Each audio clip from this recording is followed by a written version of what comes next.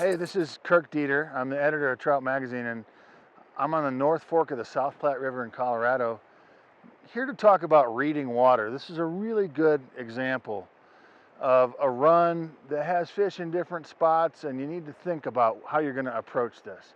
Just like a golfer approaches how they're ultimately going to get to the hole, an angler should look at the run and think about, how am I going to approach this, and where am I going to put my flies, where am I going to find the fish?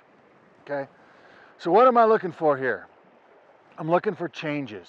Changes in color, changes in current, changes in depth, because the fish will stick on those changes. So as I look at this run in front of me, there's obviously a little ribbon here, green water. There's one on the other side that's a little bit faster water. There's this slack pool behind the rock. There's a pillow or a cushion in front of the rock. And then there's a big flat off to the left. It's a shelf that kind of climbs up towards the shoreline.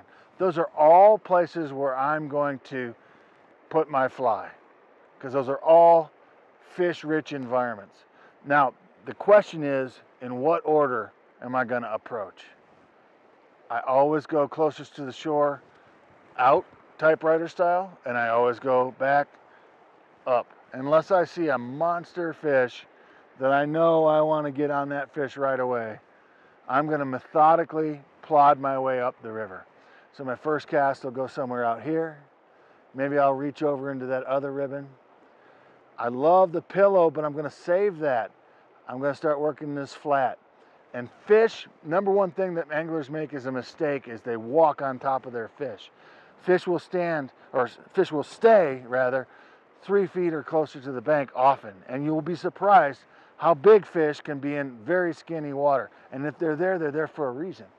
So I'm going to cast literally 5-6 feet off the bank up there and then work my way out. I am not going to walk in and spook the fish before I make my cast. Does that make sense? I hope so. Looking at water is key.